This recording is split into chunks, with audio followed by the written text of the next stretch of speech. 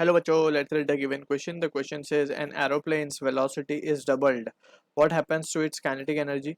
And is the law of conservation of energy obeyed? About the concept of energy conservation, we must understand कि अगर हम बात करें उसके definition की, we know कि energy can neither be created nor be destroyed, but can be converted from one form to another. The total amount of energy in the universe remains constant. So that is what the statement we have studied about the conservation of energy.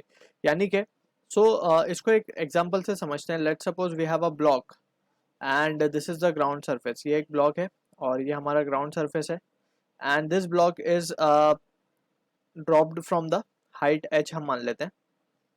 यहाँ पे initially जब हम इसे drop कर रहे हैं इसके पास कुछ पोटेंशियल एनर्जी है, राइट, और इसकी काइनेटिक एनर्जी क्या है इस मोमेंट पे, इट इज जीरो. जब हम इसे ड्रॉप करेंगे क्या होगा, जब ये फाइनली यहाँ पे पहुंचेगा, जब ये about to reach the ground होगा तो उस समय पे इसके पास कुछ काइनेटिक एनर्जी होगी एंड पोटेंशियल एनर्जी क्या होने वाली होगी, just it will be tending to zero, क्योंकि हाइट यहाँ पे जीरो हो रही है, राइट. एंड वी नो कि पोटेंशियल एनर्जी क्या लिखते हैं हम, एम जी एच. तो जब हाइट ही जीरो होने वाली होगी तो पोटेंशियल एनर्जी भी क्या हो जाएगी, when it reaches the ground, so it will become zero. In that situation हम क्या देख सकते हैं कि यहाँ पे बेसिकली अगर हम लिखें इनिशियल कंडीशन में, इनिशियल कंडीशन में पोटेंशियल इनिशियल प्लस ये हम इनिशियल पॉइंट ये मान लेते हैं और फाइनल पॉइंट ये मान लेते हैं. यहाँ पे हम देख सकते हैं इनिशियल पे kinetic initial will be equals to potential energy final plus kinetic energy final. ये है law of conservation of energy के जितनी टोटल एनर्जी, इसे हम कहते हैं total energy, that is total mechanical energy हम कह रहे हैं इसे, पोटेंशियल प्लस काइनेटिक. जितनी टोटल एनर्जी इनिशियल होगी वही टोटल एनर्जी फाइनल भी होनी चाहिए as per the law of conservation of energy, right. यहाँ पे हम देख सकते हैं इनिशियली काइनेटिक एनर्जी तो जीरो है और फाइनली पोटेंशियल एनर्जी जीरो है, राइट. यहाँ पे हम देख सकते हैं कि जो पोटेंशियल एनर्जी थी वही किस में कन्वर्ट हो गई है, काइनेटिक एनर्जी में, यानी कि ये एनर्जी कंजर्वेशन है.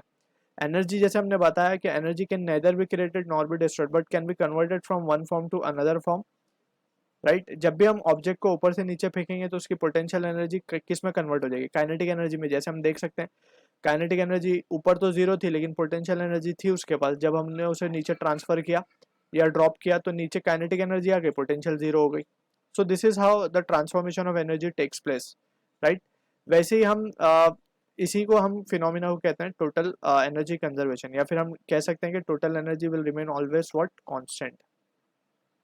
ठीक है ना.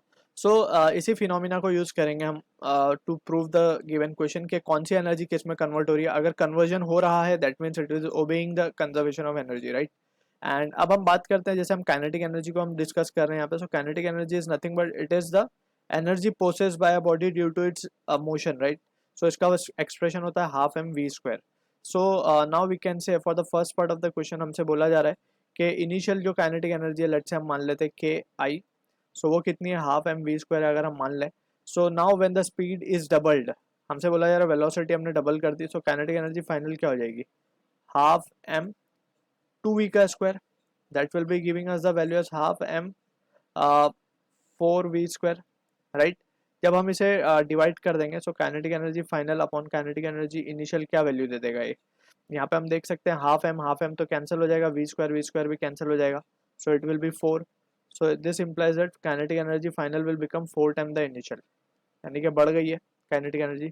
अब बात करते हैं कि is the conservation of energy obeyed. यहाँ पे हम देख सकते हैं कि जो एरोप्लेन है, let's say we have an aeroplane over here, ठीक. अब ये एरोप्लेन के पास जो भी एनर्जी होगी, राइट, इनिशियली जो एनर्जी होगी इसके पास, वो एनर्जी मिल कहाँ से रही है, because of the thrust produced, और we can say because of the जो फ्यूल बर्न हो रहा है यहाँ से, जो फ्यूल एनर्जी बाहर की तरफ एक्सपेल कर रहा है उसकी वजह से प्लेन क्या कर रहा है, आगे बढ़ रहा है, राइट. बेसिकली हम क्या देख सकते हैं कि due to burning of fuel we are getting the energy, जिसकी वजह से प्लेन क्या कर रहा है, मूव कर रहा है आगे की तरफ, राइट. अब इन दिस सिचुएशन यहाँ पे हम देख सकते हैं कि जो एनर्जी है बर्निंग ऑफ फ्यूल की, that is we can say जो केमिकल एनर्जी है फ्यूल की, that is getting converted into what, the kinetic energy, right. पहले फ्यूल इनिशियल केस में कम बर्न हो रहा होगा तो कम एनर्जी प्रोड्यूस हो रही थी. जब स्पीड डबल हो गई तो वो कब डबल हुई होगी, जब जब एग्जॉस्ट जो होगा फ्यूल का, या फिर कंजम्पशन हम कहें कि फ्यूल का बर्निंग रेट बढ़ गया होगा तभी वो एनर्जी ज़्यादा प्रोवाइड कर रहा होगा, and kinetic energy got doubled. So we can say chemical energy is got transferred into what, kinetic energy. यानी कि एक फॉर्म की एनर्जी दूसरे फॉर्म में ट्रांसफर हुई है. दैट मीन्स के conservation of energy is obeyed over here also. Conservation of energy is obeyed.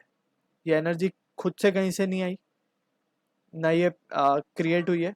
It is got converted from chemical to kinetic. So this is the answer to the question. I hope you understood the solution. All the best.